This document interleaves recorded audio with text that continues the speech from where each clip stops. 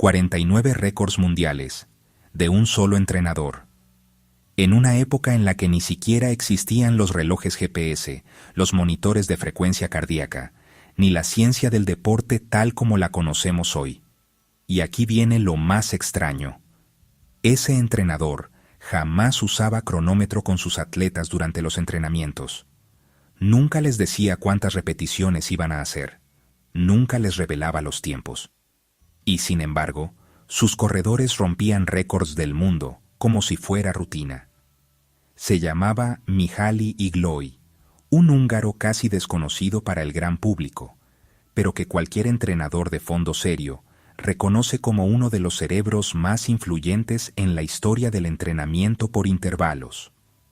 Hoy vamos a abrir la caja negra del método Iglói, cómo un entrenador que escapó de un régimen comunista terminó dominando el atletismo mundial, por qué su sistema era tan secreto que ni sus colegas lograban entenderlo observándolo en directo, y qué principios de su método siguen vivos en el entrenamiento moderno. Vamos con ello. Mihály Iglói nació en 1908 en Eger, Hungría.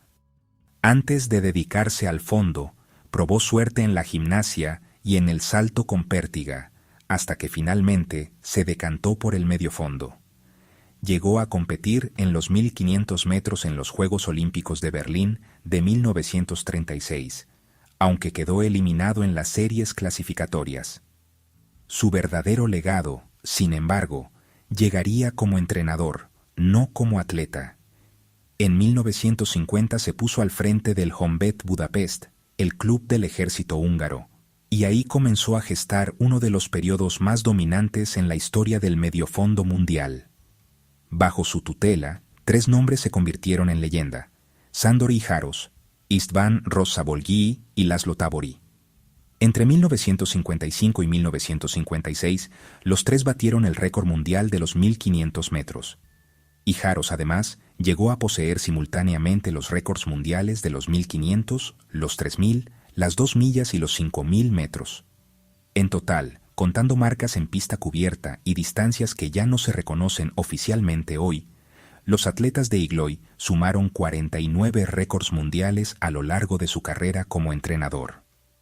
Para un país del tamaño de Hungría en plena Guerra Fría, esto no era solo un logro deportivo, era una declaración geopolítica.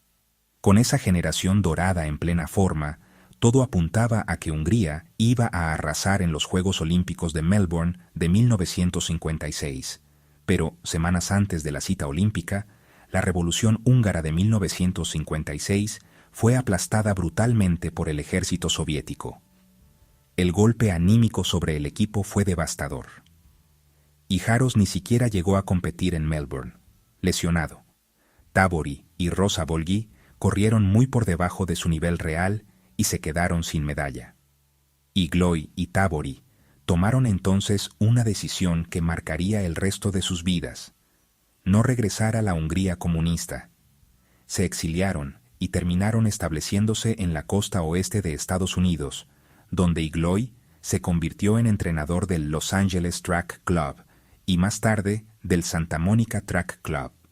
Fue ahí, lejos de Hungría, donde Iglói reconstruyó su carrera desde cero y terminó logrando en suelo estadounidense lo que la historia le había arrebatado en Melbourne. En Estados Unidos, Iglói formó a un grupo de atletas que definirían una época. Jim Beattie se convirtió en el primer hombre en correr la milla en menos de 4 minutos en pista cubierta. Y Bob Schull, un corredor que llegó a Iglói sin credenciales especiales, terminó ganando el oro en los 5000 metros en los Juegos Olímpicos de Tokio, 1964, convirtiéndose en el primer estadounidense campeón olímpico en esa distancia. Hay una anécdota que retrata perfectamente el estilo de Iglói. El primer día de entrenamiento de Schull bajo su tutela, fue asignado a correr junto a Tábori, el propio récord mundial de la milla. Tábori, que no estaba especialmente contento de tener que hacer de niñera de un principiante, nunca le dijo a Schull cuántas repeticiones iban a correr ni a qué distancia.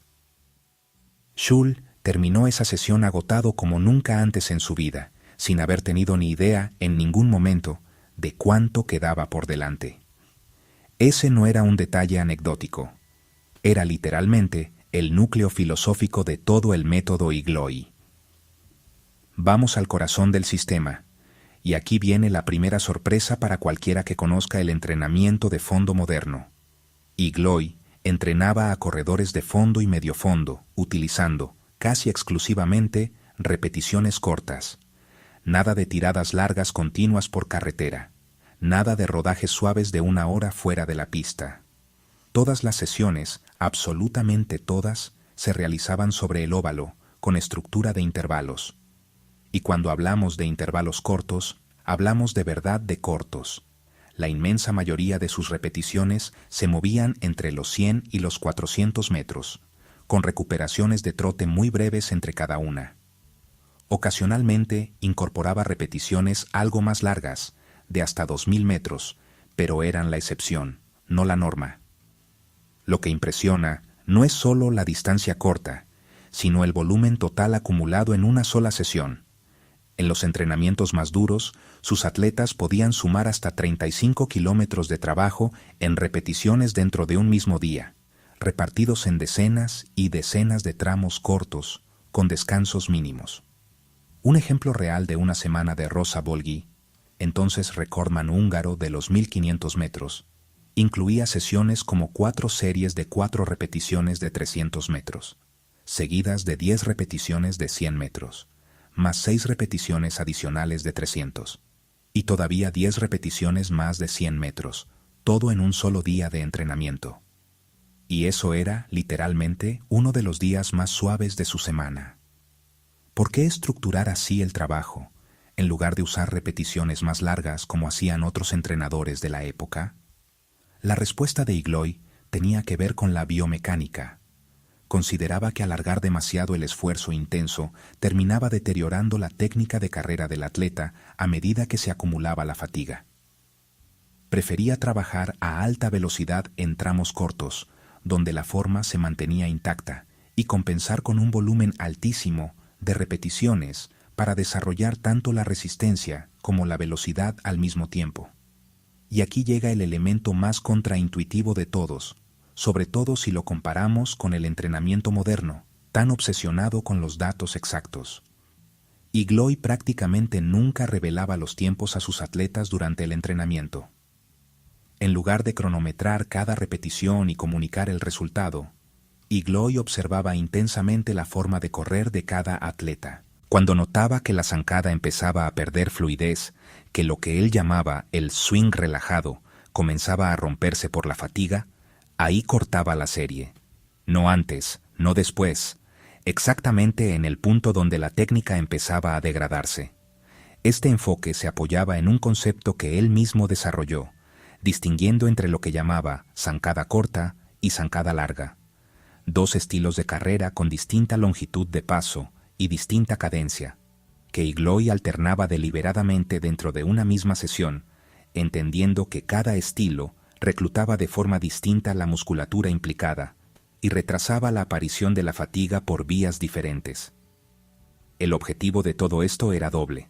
Por un lado, entrenar a sus atletas para regular el esfuerzo por sensación, sin depender de un número en un cronómetro, algo que resultaría clave el día de la competición, cuando no siempre existe la posibilidad de controlar el ritmo con precisión externa.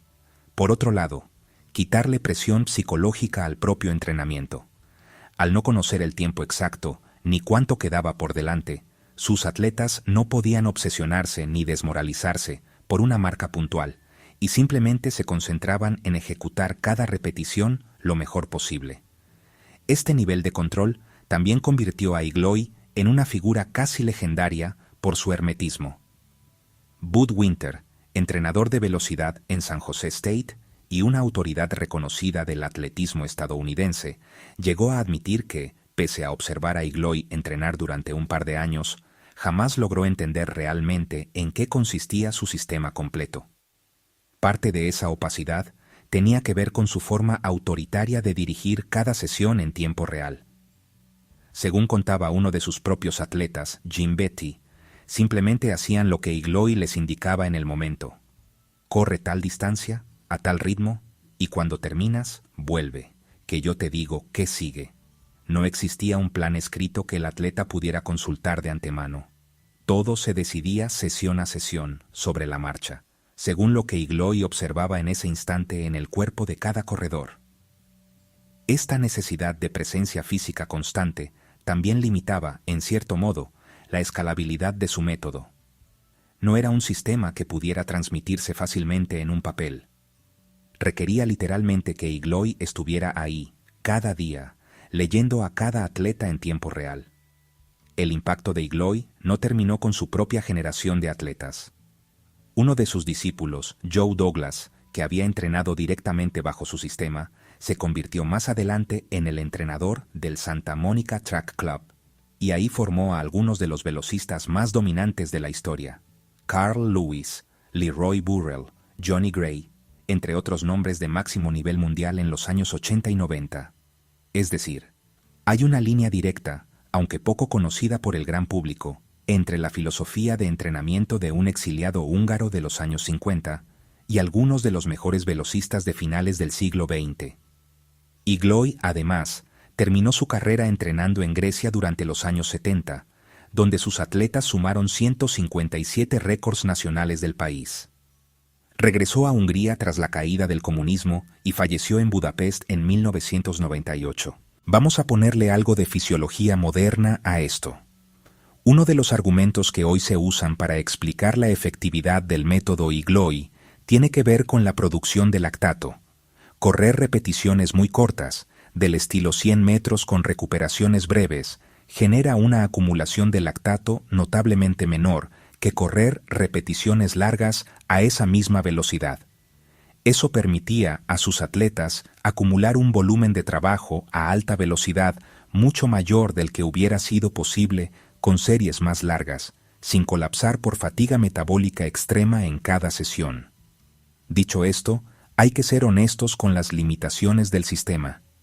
El propio Igloy prácticamente no incluía rodajes largos y continuos de baja intensidad en su planificación, algo que la ciencia del entrenamiento actual sí considera imprescindible para desarrollar determinadas adaptaciones aeróbicas a largo plazo.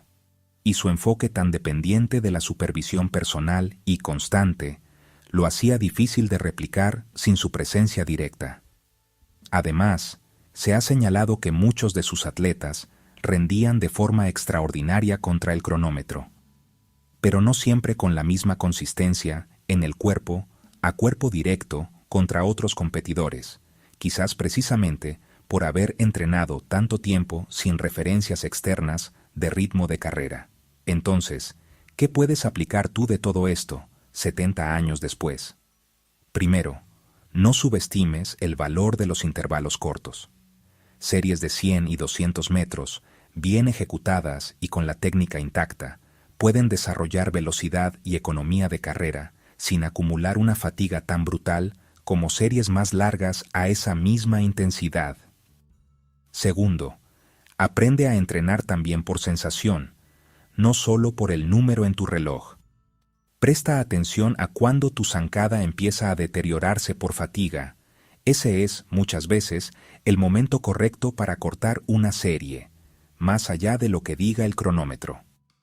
Tercero, cuidado con copiar un sistema sin adaptarlo.